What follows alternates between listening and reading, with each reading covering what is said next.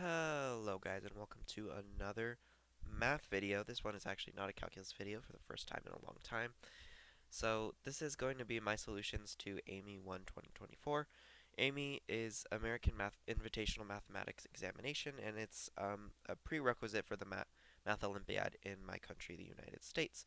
So this year I was able to compete, and I got 6 out of 15, which is not the best score. It's definitely above average, but it's definitely nowhere near being able to qualify for the next round. So I wanted to share my answers to 7 of the questions with you guys, because one of the questions I got the question right and then wrote down the wrong answer. So I hope you guys enjoy, and please let me know if you want to see more Math Olympiad content like this. Alright, so let's jump right into it. So problem number 1, we're talking about Aya, and Aya is going for a 9-kilometer long walk every day, and she stops for a coffee shop. She stops at a coffee shop for a certain amount of time. She walks at a constant speed of s kilometers per hour, and the walk takes her 4 hours, including t minutes spent in the coffee shop. Now, I decided to put t in units of hours just to make everything a little bit less confusing.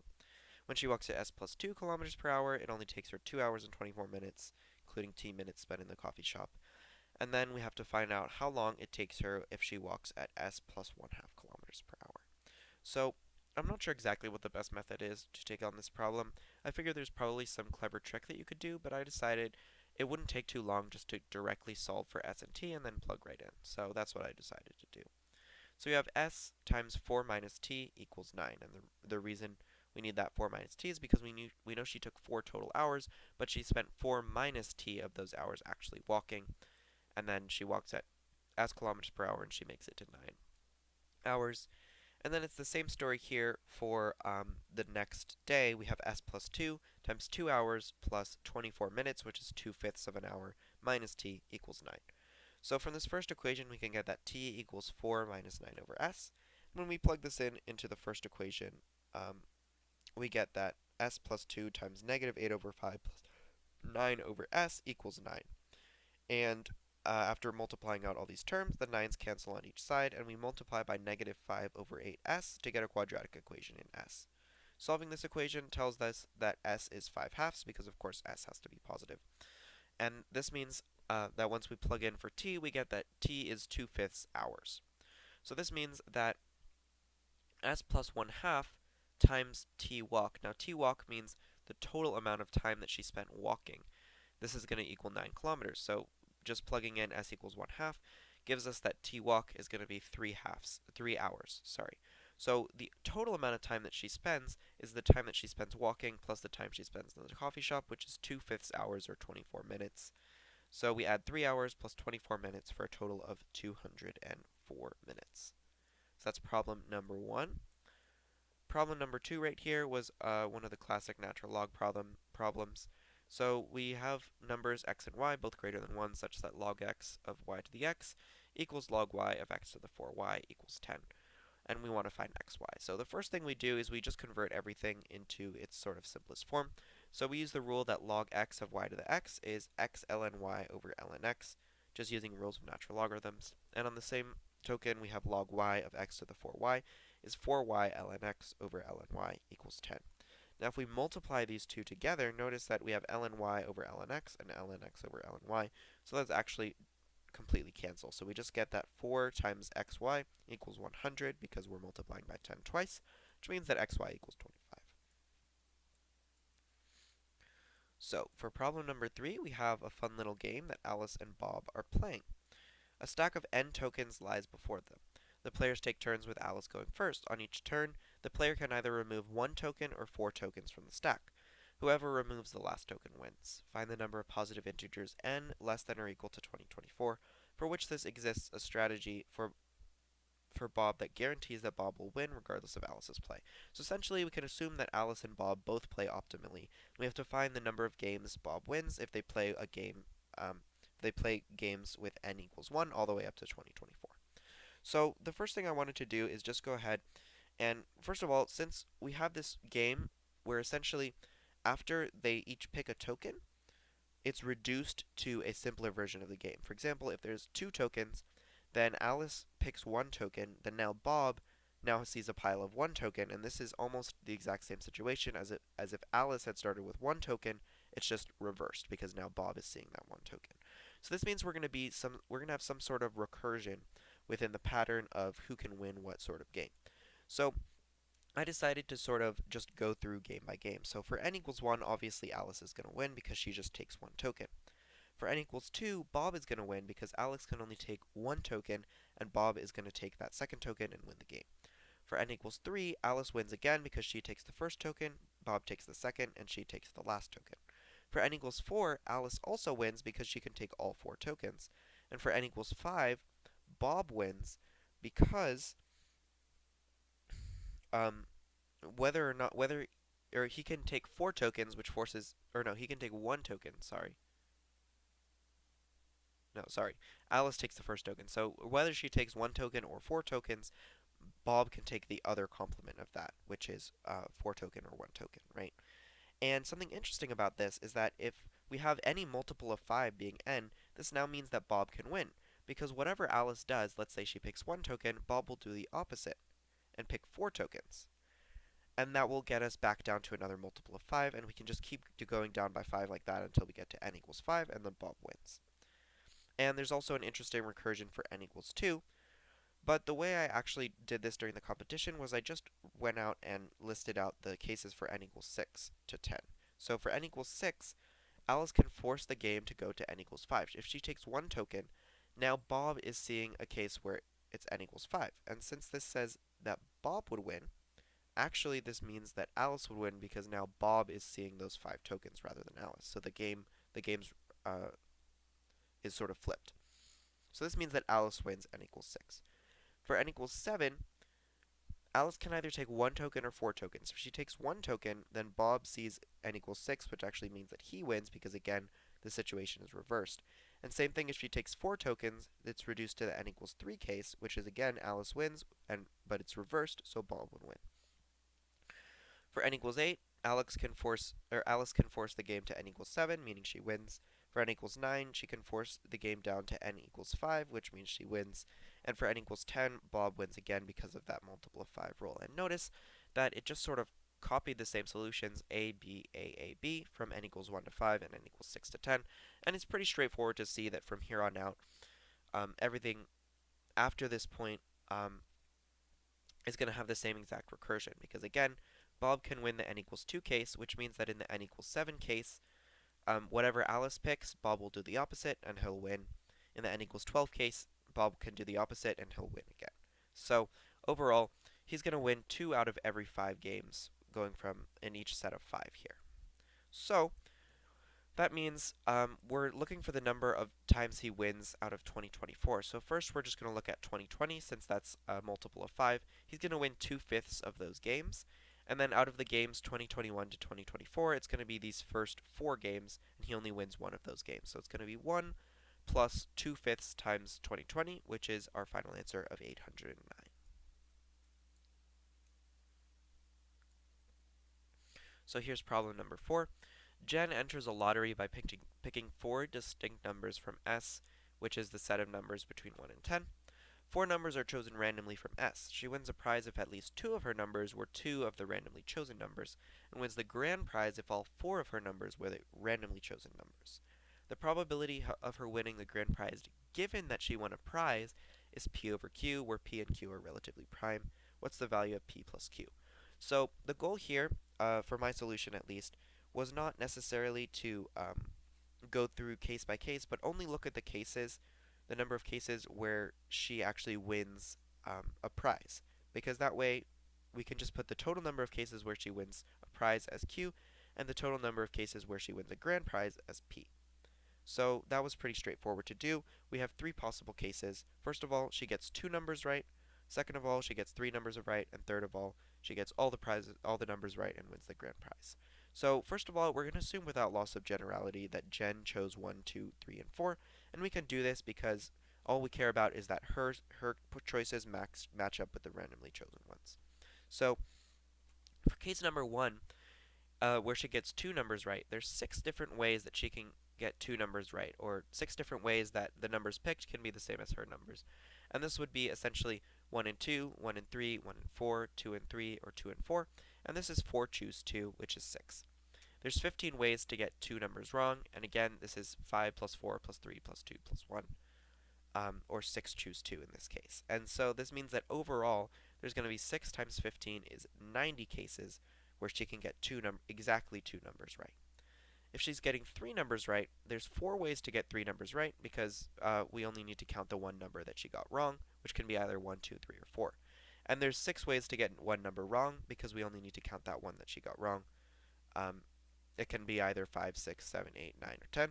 And so we multiply 4 times 6 to get 24 total cases where she gets three numbers right. And for the grand prize, she has to get every single number exactly right, which means there's only one case where she gets the grand prize. So overall, we get 1 over 1 plus 24 plus 90. And the answer is actually asking for P plus Q, so that's going to be 1 plus 1 plus 24 plus 90 for our final answer of 116. So problem number 6. Unfortunately, they don't have the drawing for this problem, which makes it a little bit difficult to explain, but I'm going to try to explain it to the best of my ability. Consider the paths of length 16 that follow the lines from the lower left corner to the upper right corner on an 8 by 8 grid. So imagine this is an 8 by 8 grid, and there's grid lines in here at every integer. Find the number of such paths that change direction exactly 4 times. So they also had a picture of this on the test where they had these little paths going up and to the right. So the deal here is that essentially, if it's changing directions 4 times, there's two different directions that it's going in. It's either going up or to the right. Um, so we'll just assume without lost generality here that it's going to start by going to the right, and that means it's going to go to the right some number, it's going to go up some number, it's going to go to the right some number, it's going to go up some number, and then it's going to go to the right some number. So overall, this first lobe and this second lobe and this third lobe that are going to the right have to add up to 8 because these paths have to be on the grid, so they have to be integer values. And then these paths going upward have to add up to 8 as well, but there's only 2 of these numbers. So we essentially have to count the number of different ways that we can add 3 numbers together to get 8 and 2 numbers together to get 8, not worrying about yes, we do have to worry about the order of the paths, because if, let's say, we flip these two paths right here, and we make them different distances, it'll still be a different path overall. So the ways to add 3 different numbers and get 8, again, these are positive integers. We have the case where x equals 1, and this means that y can be any number from 1 to 6, and then z is dependent completely on y, so it doesn't have any other cases. So there's 6 cases for x equals 1. For x equals 2, y can be anything from 1 to 5, so there's 5 cases for x equals 2, and we continue this so on and so forth until we get to x equals 6, where we get y equals 1. So overall, the number of ways to add up 3 different numbers and get 8 is going to be 6 plus 5 plus 4 plus 3 plus 2 plus 1, which is 21. And the number of ways to add 2 numbers and get 8, either x is 1, 2, 3, 4, 5, 6, or 7, so there's 7 cases because y would just be 8 minus x. So the total number is going to be 21 times 7, and we have to multiply by 2 because the starting direction for this pathway can be up or to the right. In this example, we started going to the right, then we went up, then we went right, then up, then right. But we could also start going up, right, up, right, up, right? So overall, we need to multiply by 2 to account for those extra cases. That gives us the final answer of 294. This problem is kind of interesting because it combines both complex analysis and also a little bit of calculus. Well, not really complex analysis, but complex numbers. And it can also be solved using calculus. I actually did use calculus for this. So let's go ahead and go into the solution. So find the largest possible real part of 75 plus 117i times z plus 96 plus 144i over z, where z is a complex number with z equals 4. So I let z equal a plus bi, and we know because the modulus of z is 4 that a squared plus b squared equals 16. So just calling this right here f, we can calculate f by plugging in a plus bi and also the conjugate of a plus bi for 1 over z, so it's going to be a minus b over 16 by multiplying by the conjugate here. And if we take the real part here, which means we're only taking 75 times a, 117i times bi, 96 times a, and 144i times minus bi, gets us an answer of 81a minus 108b. Now what we have to do is we need to maximize this value on the curve a squared plus b squared equals 16. Now those of you who have taken Calc 3 will probably know about Lagrange multipliers, which is probably the go-to solution for finding the maximum value on the curve a squared plus b squared equals 16. We can also parameterize this and do it using trigonometry, so I'll go over both of these methods. So with Lagrange multipliers, we'll take some partial derivatives and we'll end up with this set of three equations. 81 lambda equals 2a, negative 108 lambda equals 2b, and a squared plus b squared equals 16. Dividing these two equations gives us a over b equals negative 3/4. Then multiplying by 1 over b squared in this third equation gives us 9 over 16 plus 1 equals 16 over b squared, giving us an answer of b equals negative 16 over 5. Notice that b could be plus or minus 16 over 5, but clearly, since we're looking for the maximum value of the real part of f, b should be a negative number. So it's going to be negative 16 over 5. And solving will give us a equals 12 over 5. And then we just have to plug in this real value of f, which is going to be 540. For parametrization, on the other hand, we let a equals 4 cosine theta and b equals 4 sine theta.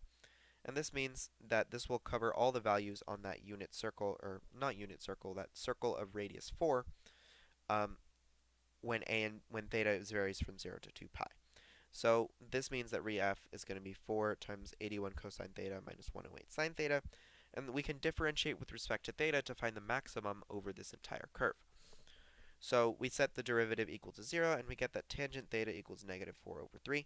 Now this is going to give us a maximum and a minimum, but as I already said, we know that b has to be negative to get a maximum, and b is going to be positive to get a minimum. So if we just let b be negative here, we can draw a little triangle right here.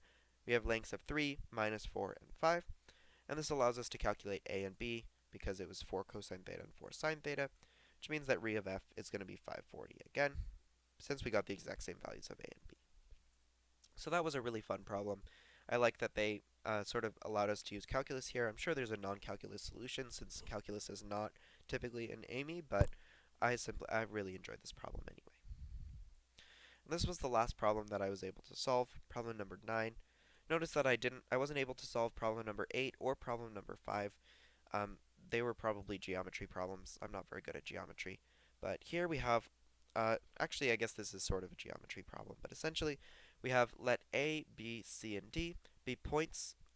This is the typo, not on the test, but just on the website that I found the question on probably. On the hyperbola, x squared over 20 minus y squared over 24 equals 1, such that ABCD is a rhombus whose diagonals intersect at the origin. Find the greatest real number that is less than BD squared for all such rhombi.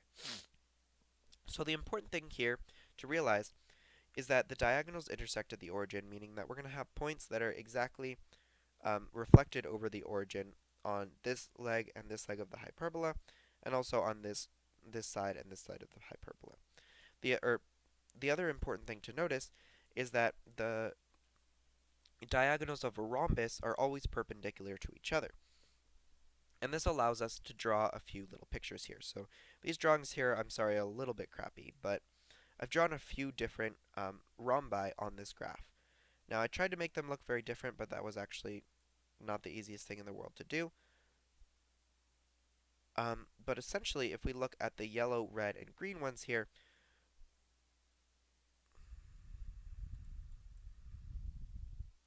if we look at the yellow, red, and green rhombi that I've drawn in, notice that as I'm letting the side that goes from this edge of the hyperbola to this one be the shorter side, and the one that goes from this edge of the hyperbola to this one be the longer one. So notice that as this leg gets longer, this other one gets shorter. And there's also a limit to how long this leg can go, because well, actually there's not a limit to the length of the leg, but there is a limit to the angle of the leg. Obviously, the leg has to end somewhere on this line. So we can imagine drawing sort of the slant asymptote of the hyperbola, and we can imagine sort of in the limit as these lines get closer and closer to each other, this diagonal of the rhombus will approach the line which just barely touches this hyperbola right here as we go to infinity. And as we do that, that allows us to maximize this angle right here between the negative x-axis and the line of the rhombus, and the diagonal of the rhombus. And maximizing this angle allows us to minimize this angle over here, which is the angle between the positive x-axis and the other diagonal of the rhombus. And the reason we want to do that is as we minimize this angle, it makes this this BD, which is one of the diagonals of the rhombus, as small as possible. Now we're looking for the greatest real number that is less than BD squared, so that means we want to find the limiting lower value of BD. So we can actually do this by just sort of imagining that this longer diagonal is approaching the absolute limit here. So here's how we can do this. First of all, as AC goes to infinity, it approaches y equals square root 6 over 5x.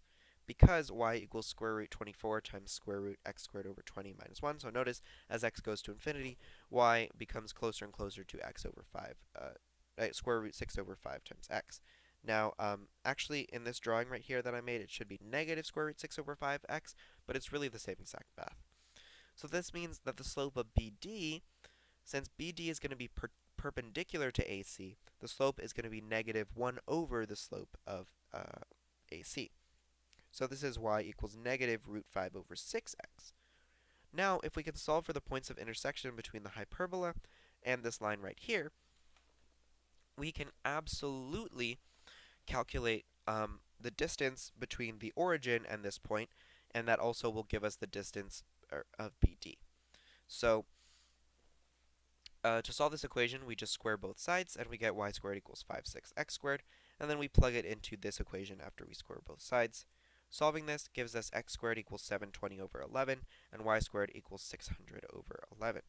Now x squared plus y squared is going to be bd over 2 squared, and the reason for that is we're imagining a point of intersection right here. Now notice that bd is symmetric about the origin, so we can get that the distance from b to d is 2 times the distance from the origin to this point right here. So x squared plus y squared is just going to be the distance right here. So we also need to multiply that by 2. That's what I actually forgot to do in the competition. I calculated BD over 2 squared and wrote down 120, but the correct answer is actually 480, because when we add x squared plus y squared, we get 1320 over 11, which is 120. But we also need to multiply by 4, because we're getting the full length of BD, not just the length of 0 to B or 0 to D. So those were my solutions to all the problems that I was able to solve from AIME 2024. Please let me know if you guys want to see more content like this, or if you just want me to stick to calculus stuff. Thanks so much for watching. I hope you enjoyed, and I'll see you next time.